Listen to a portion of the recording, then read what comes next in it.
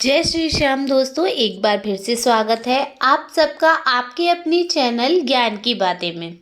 दोस्तों, आज का ये वीडियो उन सभी के लिए है जो कहते हैं मैं रोज बाबा श्याम की पूजा करता हूँ फिर भी जीवन में शांति नहीं है। जब से बाबा की भक्ति शुरू की है तकलीफें और बढ़ गई हैं। तो मेरे प्यारे श्याम प्रेमियों, अगर आप ये वीडियो सुन रहे हैं तो ये समझ लीजिए कि बाबा श्याम खुद आपको ये संदेश सुनाना चाहते हैं, क्योंकि जब तक भगवान परीक्षा में बैठाते हैं तब तक उसका मतलब यही होता है कि अब आपको ऊंचा उठाने का समय आ गया है।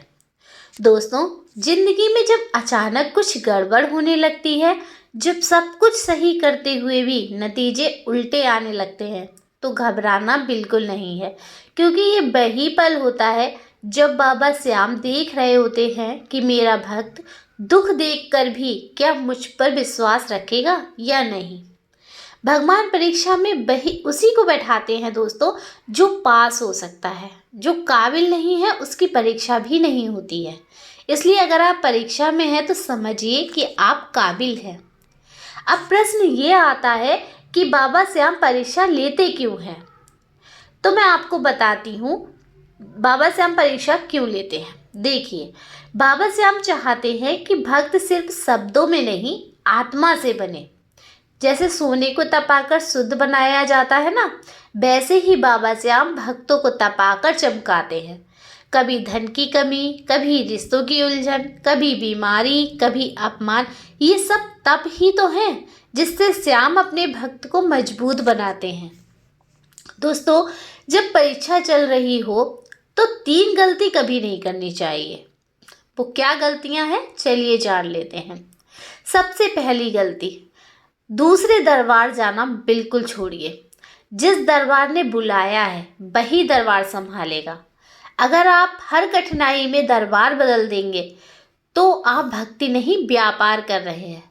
देखिए दोस्तों, भगवान एक ही है, सबका मालिक एक ही है, बस रूप अलग अलग है। आप चाहे किसी भी दरबार में जाएं, सारे दरबार सच्चे हैं। लेकिन अगर आप किसी एक दरबार को मान रहे हैं और वहाँ पर अगर आपको तप करना पड़ रहा है, तो इसका मतलब ये बिल्कुल नहीं है कि आप उस दरबार को छोड़कर दूसरे दरबार पे जाएंगे। उसी दरबार में डटे रहिए, क्योंकि आप व्यापार नहीं कर रहे हैं, आप भक्ति कर रहे हैं।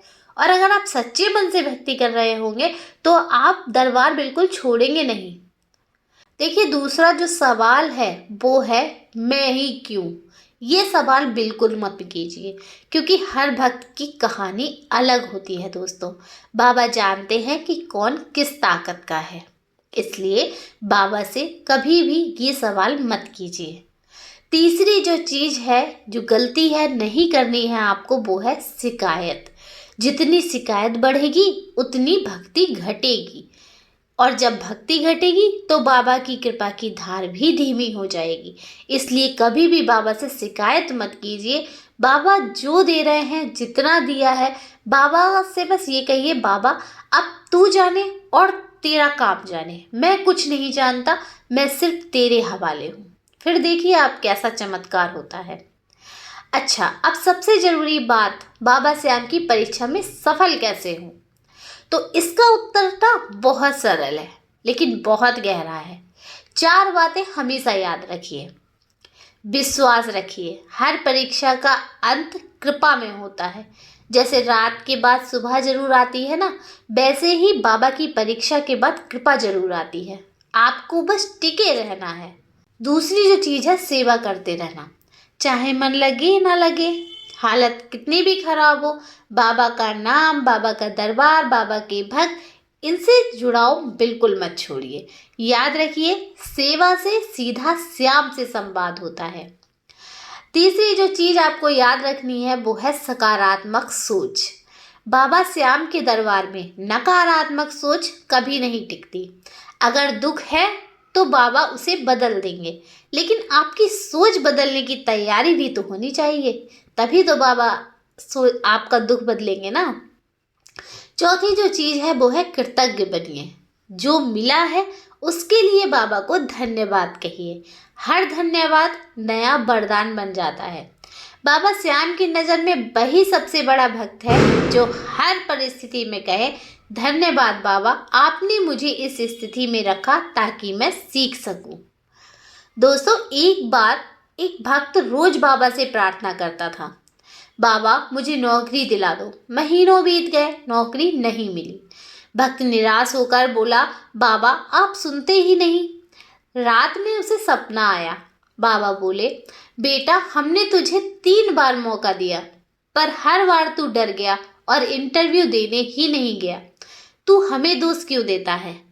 भक्त एकदम जागा और अगले दिन आत्मविश्वास के साथ इंटरव्यू देने गया और बाबा की कृपा से उसका चयन हो गया। तो श्याम भक्तों, कभी कभी बाबा आपको मौका देते हैं पर आप डर में उसे गंवा देते हैं। इसलिए अगली बार जब मौका मिले तो समझिए बाबा ने दरवाजा खोला है, बस आपको कदम बढ़ाना है। देखिए, भक्ति की परख तब होती है जब कुछ भी आपके पक्ष में ना हो, फिर भी आप बाबा के पक्ष में खड़े रहें। जब पूरा संसार कहे अब छोड़ दे और आप कहें मैं नहीं छोड़ूंगा क्योंकि ये बाबा की परीक्षा है, तब बाबा मुस्कुराते हैं और कहते हैं अब तू पास हुआ। दोस्तों, कभी कभी आशीर्वाद सीधा नहीं आता, वो किसी रूप में छिपा होता है। कभी देर, कभी बदलाव, कभी किसी इंसान के रूप में। तो ध्यान रखिए, हर परिस्थिति में कोई ना कोई छुपा हुआ संदेश होता है। अगर आप शांत मन से देखेंगे तो समझ जाएंगे बाबा श्याम ने मेरा रास्ता कितना आसान कर दिया। दोस्तों, बाबा श्याम परीक्षा लेते हैं ताकि आप अपने असली रूप को पहचान सके। जिस दिन आप बाबा की परीक्षा में मुस्कुराते हुए टिक गए, वो दिन आपकी कृपा यात्रा की शुरुआत होती है। इसलिए चाहे किसी भी स्थिति में हो, बस इतना कहना है, जो श्याम करे वही शुभ करे। दोस्तों, अगर ये वीडियो आपके दिल को छू गया हो तो इस भक्ति संदेश को और भक्तों तक जरूर पहुंचाइए। बाबा श्याम का नाम फैलाइए। कमेंट में लिखिए, मैं बाबा श्याम की परीक्षा में सफल रहूंगा। बाबा श्याम आप सभी पर अपनी कृपा दृष्टि बनाए रखें। चलिए मिलती हूँ नेक्स्ट वीडियो में। जय श्री श्याम।